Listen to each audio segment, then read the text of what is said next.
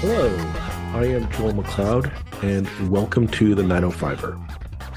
When I was growing up, the mall was the place to be. Despite my parents' misgivings, often in my teen years, I'd find myself meeting up with friends there to see a movie or to grab something to eat in the food court, especially at Christmas time to buy presents or get ideas for the people on my list.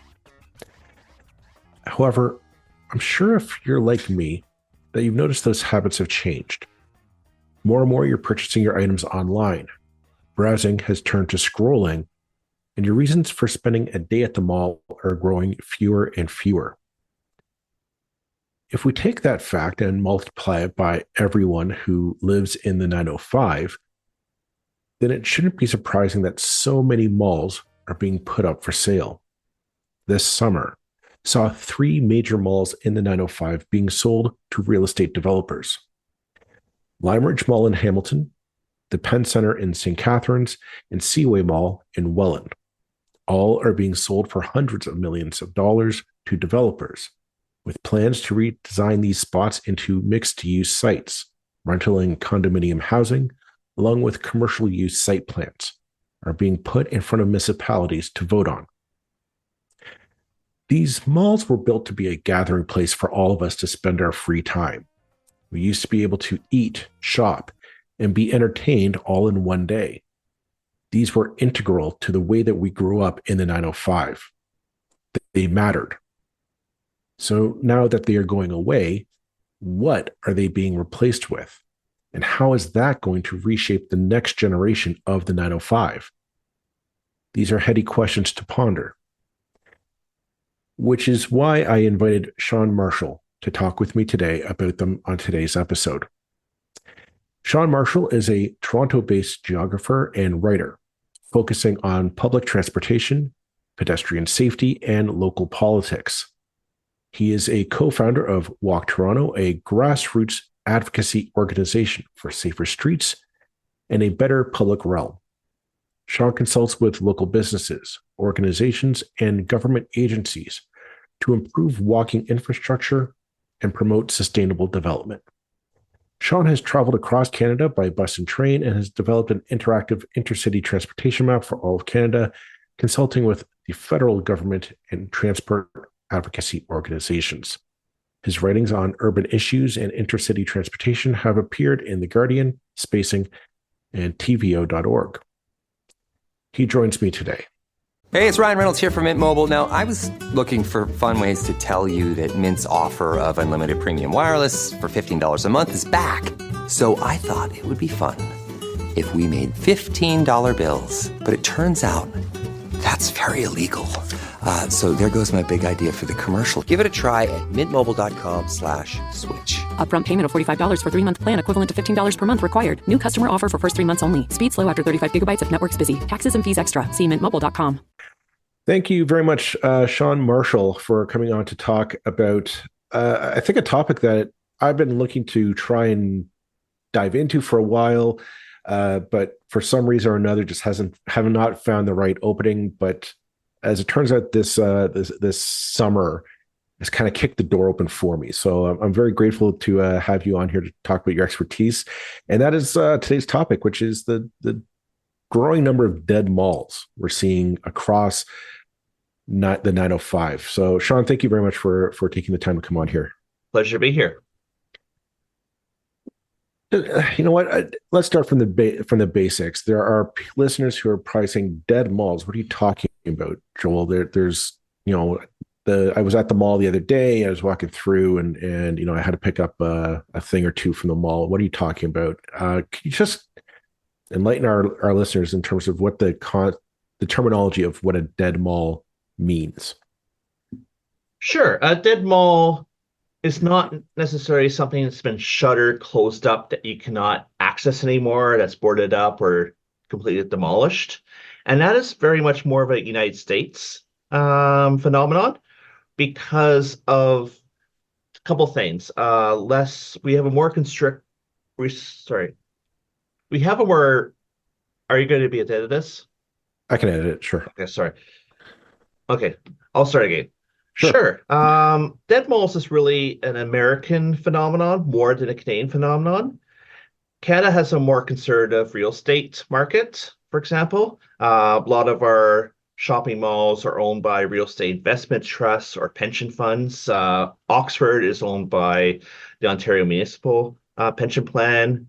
Cadillac Fairview is owned by the Ontario Teachers Pension Plan, and they're conservative holdings, and they're really interested in making sure that their properties do well, and they're diverse into things like shopping malls, real estate investment, more and more office investment, all sorts of real estate. So they have very conservative portfolios, and for that reason, and also because we have more conservative banks and financial institutions in Canada, you never had quite the phenomenon of dead malls that you have in the States, where you have entire suburbs where there's this big empty gray land where a shopping mall is. There's a few of those in Canada, but it's not that many. The So, but we do have a few really good examples. A dead mall here in a Canadian context is really a place where, yeah, you can walk inside, but at least half the stores or a third of the stores are vacant.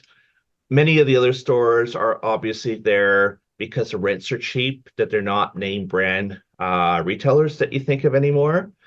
And when you lost Zellers and Target, and then Sears Canada, and now Hudson's Bay, you lost those anchors that even a good mall, and I'm sure we'll get to talking about Lime Ridge, has just lost all its department store anchors. And a well on Lime the Ridge is going to have to rethink its position. And so many well, other malls in Ontario are going to have to rethink their positions, but they're uh, not dead as we may think of dead malls. that's kind of what was the crux of starting this episode was earlier in the season, the you're right, Lime Ridge Mall in Hamilton had announced that it was being bought by an investment firm. And then there seemed to be a string of other announcements in the 905 kind of going down to QEW. The Penn Center in St. Catharines is another one that was bought up. And then recently down in Welland, Seaway Mall was bought up as well. And I just thought it was an interesting trend of the idea that these things were being bought up. And what I've always noticed was that malls seem to be losing more and more big attraction stores is how I'm going to phrase it. Like the destination shops, like, oh, I need to go to, as you said, the Bay. That was kind of the anchor store of that was in there. I always have to go in the Bay. While I'm here, I'm going to go and check the more specialty store in the mall or grab a bite to eat at a restaurant. And that doesn't seem to be happening more. And I'm just maybe from your perspective, why buy a mall anymore these days? It's kind of my thoughts. Why would it, like as you said, a real estate investment trust put that, like we're talking millions, in some cases hundreds of millions of dollars into buying this property? And I'm wondering, like, tell me the business sense of this. What you're seeing with some of these malls is that the ownership has changed from buy, hold, maintain. And Cadillac is very much buy, hold, maintain. So their premier shopping malls are Eaton Centre, for example, in downtown Toronto, or Fairview in North York, Sherway Gardens. These are good top tier malls. Oxford has Yorkdale and Square One, for example, in North York and Mississauga. So these are top tier malls that they will just invest the money in and keeping those mall tenants happy. When Cadillac Ferry sold Lime Ridge Mall to a real estate investment company, that tells me that Cadillac Ferry does not see Lime Ridge as a mall just to make decent income property Mm-hmm. off of. It's going to have to change to something else because it doesn't have any more anchor stores. It has two gigantic empty spaces on both ends of the mall, and then this Tesla dealership in another former anchor space that who knows how long that will Right, keep going. right. So with Lime Ridge and with many of the other malls in 905, what you're going to see is mixed use, very residential heavy development. And I can speak very much to my hometown mall. I grew up in South Brampton, and that was Shoppers World, Brampton. And RioCan purchased the mall in 2000. And RioCan is the largest, might be the largest real estate investment trust in Canada. It's gigantic. Its holdings are coast to coast. And what it is more of an activist developer. And they've built some really interesting projects. For example, the Well downtown Toronto, they're behind, they're co-developer of that property. And that's a beautiful property if you're had a chance to see it. The Shoppers World Brampton, at first, RioCan spent some money fixing up the mall. It was built in 1970s, didn't get a renovation. They gave it a minor renovation, brought in new big box anchor stores such as Canadian Tire.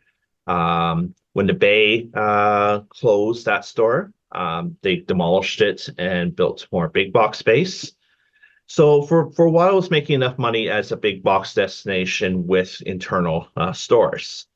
But as the mall kept declining, RioCan decided that they want something to build something new. And they have a really ambitious, really interesting mixed-use redevelopment project, because you have the LRT coming in from Mississauga, Right. and they'll eventually go to downtown Brampton. You have major Zoom transit bus routes that connect to Bramley-Go and to downtown Brampton and to Square One, Sheridan College, and it's a major transit station area. So everything's in place to make that a high density mixed use that the whole mall will eventually get replaced. It'll be a very slow long-term process to do that because there's still tenants in there have leases, and you don't want to remove things like the grocery stores and the kinds of services that residents rely on. It's still a major commercial property, but eventually that will be high-rise mix of condo and rental units that will provide at least some housing, as we have a housing crisis going on right now. And for a lot of these, sorry. I was just going to say looking at the plans for the properties in question that we were talking about, Lime Ridge, Penn Center, and Seaway Mall, the plans that's being proposed by these new owners is exactly that. That kind of they're going to in some cases tear down portions of the existing mall with the intention of reconstructing mixed use condo and whatnot. And I'm not going to say it's a succeed or fail, but we're talking really kind of a restructuring of a lot of the 905 communities. Like if you think about when these malls were built, they were built kind of as a congregation point, right? Bus routes would go there. The idea was like, we're going to draw in the surrounding city and you're going to come here. And the idea is you're going to spend a day here shopping, eating, dining. You might see there was movie theaters there at one point. We still used to do that. And I'm wondering, like, what I guess I'm going to ask you to editorialize here. Like, what's your opinion on this? Like, are we losing something? Are we gaining something? Or is this just like, let's just wait and see how this unfolds? Sure. I think with the malls is that third place where teenagers hang out, that one of the teen movies in the 90s and 2000s, Mean Girls or whatever. That's never been the same. You don't have the movie theaters in there. If you go into some of these larger malls, there's no congregation space anymore, very limited seating. Eden Center downtown has almost no benches anymore, for example. They don't want people to hang out. They want people to come in, spend money, and go. A lot of these malls. You don't have a lot of the sit-down restaurants anymore that used to have. Yorkdale used to have Casey's, for example, where I lived near there for a few years, and it was a place you go, sit down, have a meal, if you want to have a few drinks, you can have a few drinks, and just to hang out for 2 or 3 hours. That's gone especially as Yorkdale continues to upscale. So you really you're losing a lot of the mid-range malls where you could spend a day. When I lived near Shoppers World, I'd hang out at Shoppers World, even if there's an arcade there. You don't have arcades in the malls anymore. There was a sit-down Pizza Hut I'd sometimes go to after day at high school. That's gone. I can't think of any sit-down restaurant at Shoppers Road anymore. Mhm. So some of the and a lot of those types of restaurants have moved to these parking lot pads outside the mall Right, itself, right, right. so they can have separate hours. They're not have to deal with security issues. The malls can lock their doors, and you don't have to worry about the restaurant patrons. And so you kind of already lost some of that. The malls themselves, there's a I think it's a broader social issue where people are just spending more time at home, playing video games. Social media has changed a lot of that Mhm. culture that we had, that malls were big in the culture. But if you look at some of these plans, and I'll talk to Shoppers Road, is that part of the Shoppers Road redevelopment is they're going to expand a small park, make that much nicer, a community center, daycare, elementary school, and a small branch library is supposed to be part of that plan. And that's what will be done by the city, because the city and RioCan have been working together on a master plan for that site.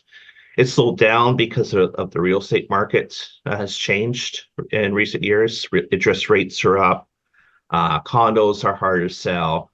So you're going to see more rental as part of these properties. And RioCan's only now starting phase one of that project, and it's going to be a multi-year plan. So it's really an evolution. Malls were always there to make money. And in the 1950s, 60s, 70s, 80s, shopping mall was a great way to make money. Mhm. So right now, it's changing to mixed use residential, and investors are switching to residential in especially in the rental sector. Is that you're having these big companies now who are interested again in building rental because some of the incentives are back, Mhm. and it's also in building residential, and also it's a good long-term investment. We can, I don't want to get too much into some of the issues of rent stabilization and rent control because those are gone for brand new buildings, so they are more attractive as an investment. But I don't want to go into where the government that's a separate issue altogether. But this is Well, where real estate investors can make money. And those malls, because they had transit, because they're at the corners of arterials to attract shoppers, are the ideal places for residential development. And they may not have neighbors right next door that are going to complain about high rises going up next to them. In fact, if you look at many of the malls in Ontario, they are, especially in the suburbs, they're surrounded by higher density uses because that was the plan. He built right. like a city center or town center around the mall, and he built the rental apartments or condo apartments in that area. Look at Promenade and Vaughan. Look at Bramley City Center. Square One's a beautiful example of this. So you don't have the NIMBY aspects. It makes it a lot easier to build. You have ready purpose land with all the utilities in place. And it's really a sustainable place to build these high-rise mixed-use developments. And then you Well, have the shoppers already in place who are living there who will still be able to frequent either the remains of the existing mall or the rebuilt mixed-use areas. you had mentioned earlier the idea of the third place, and that's something I kind of wanted to touch on. Is that these were I remember as a kid, uh, the going over and you'd spend it like the Saturday afternoon at the mall, just Mhm. wandering up and down and looking in the stores and whatnot. And that was kind of where we'd hang out. And the idea of the third place as just a place of like social gathering. Um, you mentioned this is a kind of a way to kind of redefine the third place, I guess, for the 21st century in our cities. And I'm wondering, what would you, if you were sitting on the board of RioCan, right? And they're like, well, what do we do with this property? We just bought this couple $100 million valued property, and we want to turn into townhomes or condos or whatever have you. What would you want to see on the plan for that development in terms of turning into a really awesome third place that people in St. Catharines, Welland, Hamilton say, no, I'm going to spend my afternoon there? you're going to have to invest in public spaces, and those are going to be either joint ventures. They're going to either be privately owned public spaces or POPs. And you see Mhm. some of this in urban development in Toronto and Hamilton, where it's a privately managed space that might be ringed with restaurants or patios, that sort of thing, that want to be surrounded by other people, but then have a central feature to attract, draw people in, a fountain, a splash pad, a skating rink in the winter, that sort of thing. If you look at shops at Don Mills, at Lawrence and Don Mills in Toronto, that's a uh, private property developed by Cadillac Fairview, and it has a really nice central square in the middle. It's private, so that if you're causing problems, they can kick you out, and that's an issue with privately owned public space. But it does have things, features like a skating rink. It does have fountains, and it has restaurants along the side. That's become the new third place in a lot of these developments. Shoppers Row Brampton is different because it's going to have a lot of public space in conjunction with the city. If I was wanting to live in one of these places or was a neighbor to one of these areas, I would really want to push for a great public realm to encourage people to, because the public space, the third place is going to be public, less so private, especially with the change of in some of the land uses. And especially since these mixed-use areas, if Penn Center, for example, they demolish the interior, it's going to be exterior. You want high-quality exterior places to be. They're going to be Four Seasons, and they're going to attract retailers and restaurants, cafes, ice cream parlors, for example, stuff that there'll be a natural synergy between the retail that's surrounding this public space, that's going to attract residents and people from outside. I'll go to the art show that's going to be launched at that place, for example, Right. and then go and check out the cafe, pick up a coffee from the cafe, or go pick up a few groceries, for example. And if the transit's there, the transit's definitely there at Penn Center. The transit is definitely there at Lime Bridge. You're going to be able to track people that way. And I think the focus really needs to be on outdoor and civic public spaces, providing that third place rather than the interior mall. As a sports fan, I have to confess. Sometimes the game gets kind of boring. That's when I unfold my Samsung Galaxy Z Fold 7 and use multi-window viewing on its large screen. Boring game? I'm checking out my fantasy baseball league at the same time. Score still 1-0? I'm replying to emails in the other window, scoring points with the boss. Semifinals finally getting exciting? I'm buying tickets to the finals and booking my flights. Can your phone do that? The new Galaxy Z Fold 7. Get yours at Samsung.com. Our municipalities, like Hamilton, St. Catharines, and whatnot, because I get the sense that this is the new trend. We're gonna see this being. This isn't a blip or a drop in the water. This is going to be like, we're going to start seeing all of our malls eventually take on some form of this. I'm wondering if our municipalities need to kind of step up and kind of use whatever power they have to really tell, like, because it's the development, right? They're going to have to, the developer has to submit the plan to the city saying, we want to do this. And I know everybody wants housing, but we have to make sure that our cities are livable and enjoyable to live in. And that's where I'm just thinking in my head, the next major property that I can see at some point in the future being done this to is Square One. Because that is, I know it's huge. And I know there are people probably like they're shaking their head as they're listening to me say this. They're from Mississauga, but I don't. The trend is coming, and it's just the fact that Square One is so huge, it can withstand the trend for a lot longer. But eventually, it will come that somebody's going to buy and say, "No, we're going to cut half of it in half and build up this nice community within the Mississauga City Center." And I'm just wondering, what does the Mississauga City Council have to do to make sure that but this is still a public space for everyone to come and enjoy?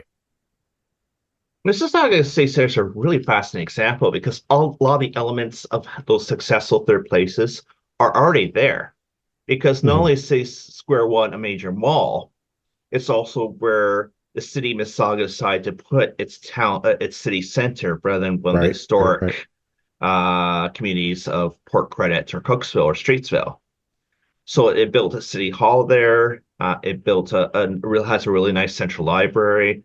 They redid the plaza in front of City Hall to build this actually wonderful public space called Celebration Square.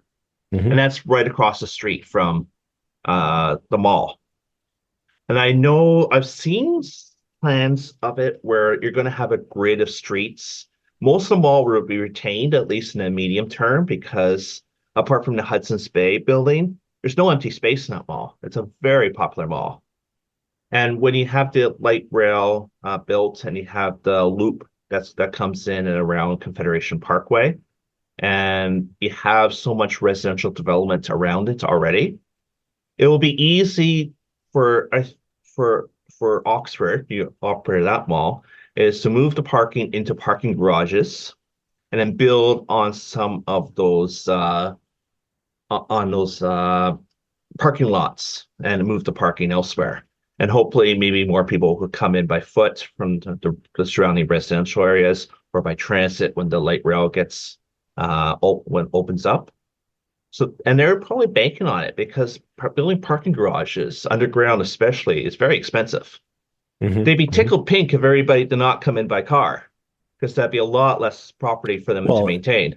I would also argue if they went to the the provincial government and argued about making that a destination for Go bus transit, because I know a big attraction for the Square One is also people out where I live, out near Hamilton, going into Square One because that one store has a thing that I need to buy or whatever.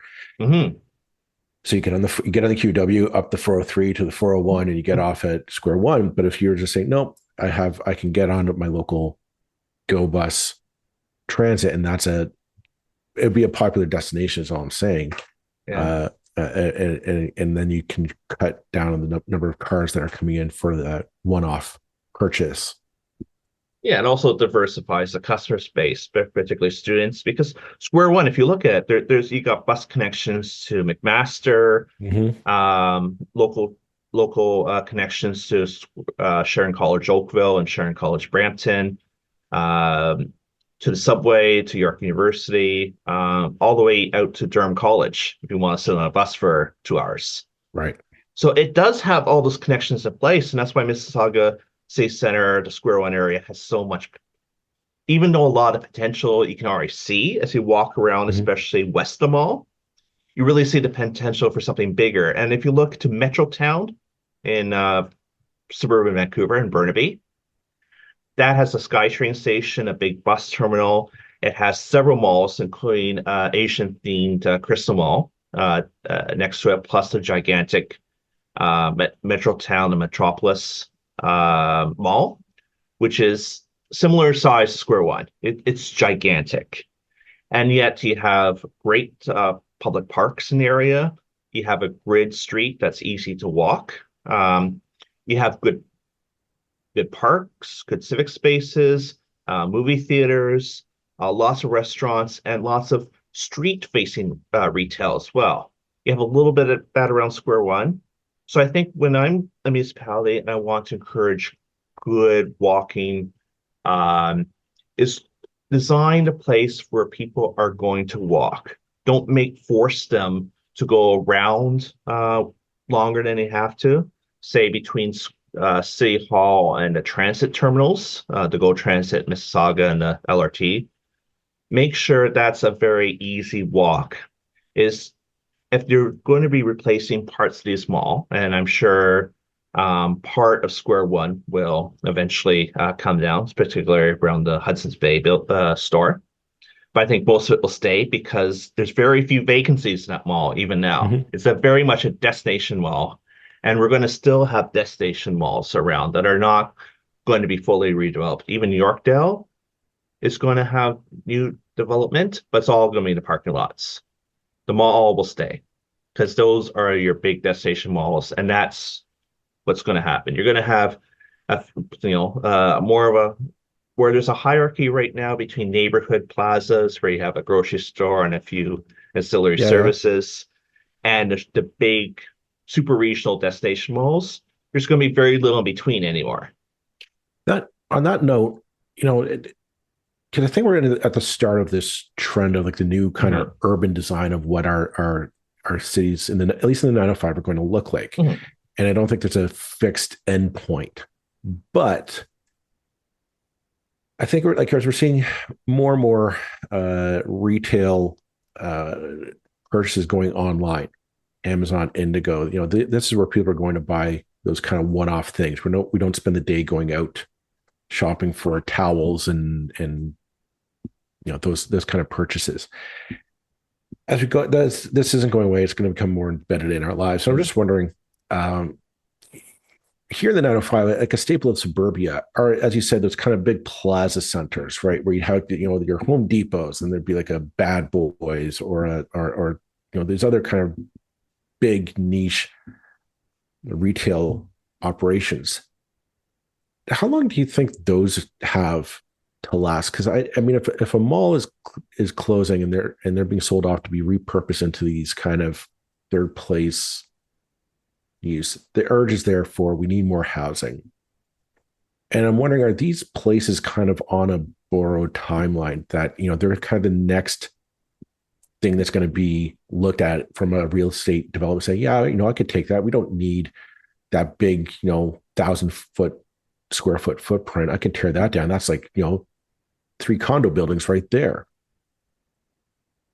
The power centers are a different beast altogether. Okay. But I could see a bit of that coming. If you look at Crossroads Plaza at Western Road and 401, that's the first one that's going to go. Because there's a brand new power center at Islington and 401. So Canadian Tire's already moved there. There's not much in there anymore except from a Loblaw superstore. Best Buy's gone. Most of the places are gone. It's a really good LCBO there, but that's about it. So that is close to the 401. That's close to Weston and the GO station there. So that will be C redevelopment. Along the Golden Mile in Scarborough, because the LRT, eventually they'll open. We don't know when, but eventually they'll open. And that's already designated for urban redevelopment. If you look at a big box store like a Home Depot or a Canadian Tire, those are really easy to disassemble. There's not a lot of capital wasted in demolishing those types of stores. So those, in some places, are good placeholders. Usually in an old industrial area like the Golden Mile, replace the old factories and warehouses with these new big box. And that kind of sets the stage for future development. If looking at a place like Meadowlands in Hamilton, for example, another big box center, that'll take more time because it's not as a great a location. It's surrounded by surrounded by the 403 and the Link freeways there.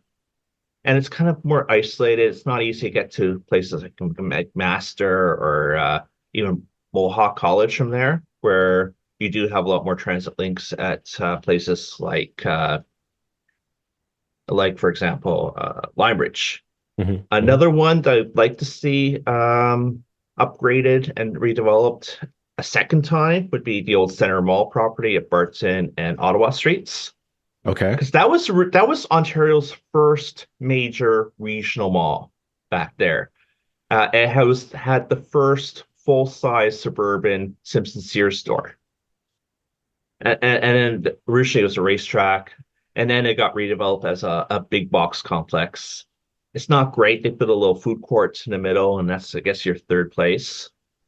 But again, that's probably going to see urban developments because it's in a great kind of gray field area.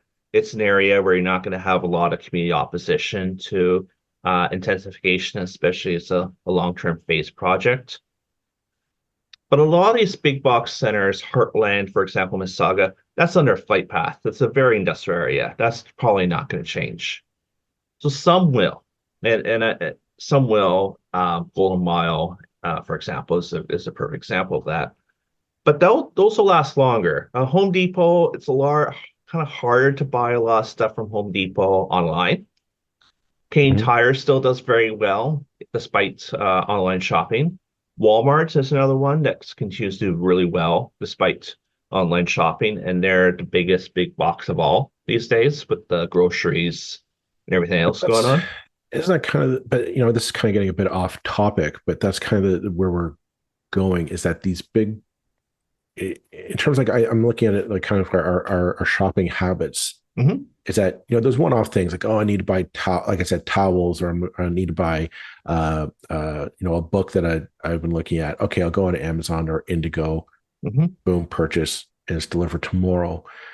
But as you said, like the Home Depot, I know for myself, I'm going through a home renovation. So going to like the Ronas and the Home Depots, you're going there because like, no, I need to buy like this, like I can't have drywall ship, 24-hour shipping. We don't do that. I go to Home Depot, like, no, I'm going to buy this, this piece of drywall. I need, however many for the project, or I need piping for plumbing. That's not something that you just like, oh yeah, that's a prime click and collect, I'm going to get that drop ship by the end of the day. These things are planned, and they're budgeted. It's not it's not a spur of the moment thing. So you're right, I can always see that, but I'm just, where those were always an anchor retail space, right? Like I want, like I'm thinking of the power centers, I want a Home Depot in there because I'm going to get like the Montana restaurants and the whatnot, all filling up the periphery stores. Well, it's not going to go away because sorry, I was just thinking like, that's going to change. We're always going to have a Home Depot and a Walmart because people are still going to buy stuff online from Walmart, but then drive in is like, I need to return this, it didn't fit. So though you're right, I can't see those disappearing, but could we just say, like, look at a day when those become more centralized in terms of like, why not give like a power center, and that's all it is: the Walmart, the Home Depot, and a third, like a Best Buy or something in there for the electronics. I'm just spitballing here, but is that, could we foresee that someday in the future? Is that's where I go for my exchanges and my returns, or my one-off big purchase pickups? Well, definitely. If you look at Walmart, one of the big things they have now is pick up, click and collect. So you drive up to it, and they put in my car. I know my brother really likes that. He lives up in Sudbury, and he's big on that because they have a young kid and they don't want to go into the store. It is convenient. But it's convenient, and you also can pick up the same day. You don't have to worry about Amazon and Porch Pirates and Yep. So that's very convenient, and that's why Home Depot, that's why Walmart will continue to do well. Their locations generally aren't set up as well for redeveloped the same way that shopping malls are, because they don't have the transit for the most part. A lot of transit agencies will go other way to make a stop with a shelter in the middle of the parking lot for Home Depot, Kane Tire, Walmart, because that's where a lot of their transit riders go. That's something you actually do better here than the United States, where there's long walks across intersections and that to get to them.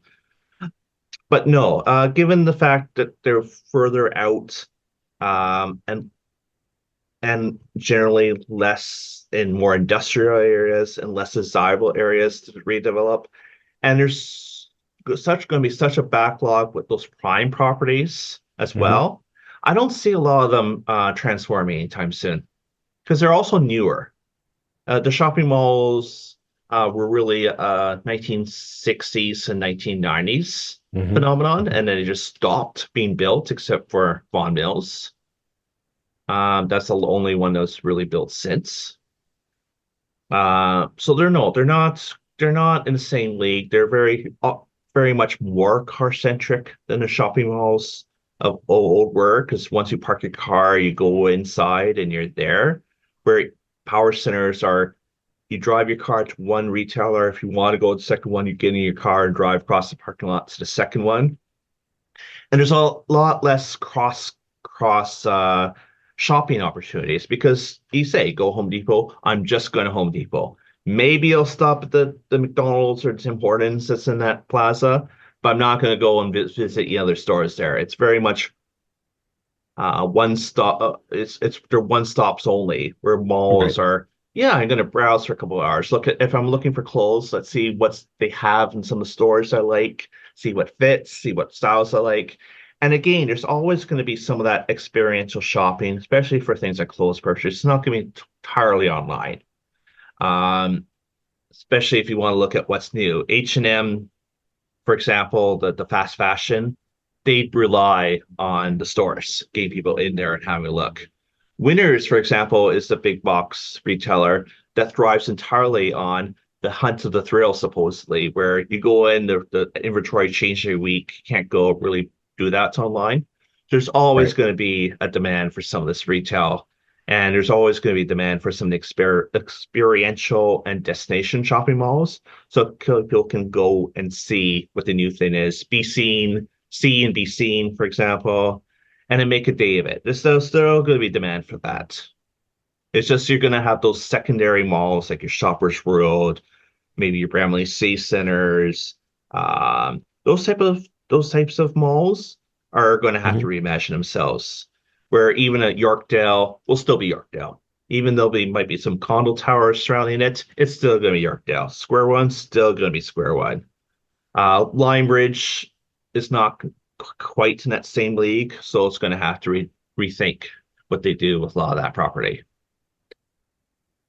You know what? I think we'll have to leave it at that. I think we're at the cusp of major changes to the 905, the places that we live. I think it's exciting right now because we can imagine, the sky's the limit in terms of imagining how this is going to work and what it could do to help, this new, I think the new era of commerce that we're entering into with the digital age, as well as the need for us to find places that we all can get together and socialize and see each other again. And so, Sean, thank you very much for coming on and having this chat with me. It's I figured this is just the start of one of many as we see how this unfolds over the coming years, what we're going to see. So thank you very much, Sean Marshall, for taking the time to come on. All right, thank you. Hi, it's Ashley and Jess with Wellness Reality Check. We are two health practitioners, moms, and best friends trying to navigate the world of holistic health in a balanced, productive way that brings health to our lives instead of dogmatic extremes. We'll be breaking down health trends, interviewing your favorite health influencers, and always keeping it real. We hope this podcast brings listeners back down to earth, providing a dose of reality in the often idealized world of health and wellness. Wellness Reality Check. Follow the show now on Apple Podcasts, Spotify, or at wellnessrealitycheck.com. Hi, I'm Marianne Weisenthal, host of the LifeSpeak podcast, a show where we dive into real conversations about mental health, resilience, and navigating life's everyday challenges. Each episode, I sit down with leading experts in health, work, and wellness to unpack big topics like burnout, parenting, leadership, anxiety, and personal growth. My guests share their own stories of struggle and resilience, and together we keep it honest, relatable, and practical. Whether you're looking for fresh perspectives or just a moment to feel seen and supported, you'll find it on the LifeSpeak podcast.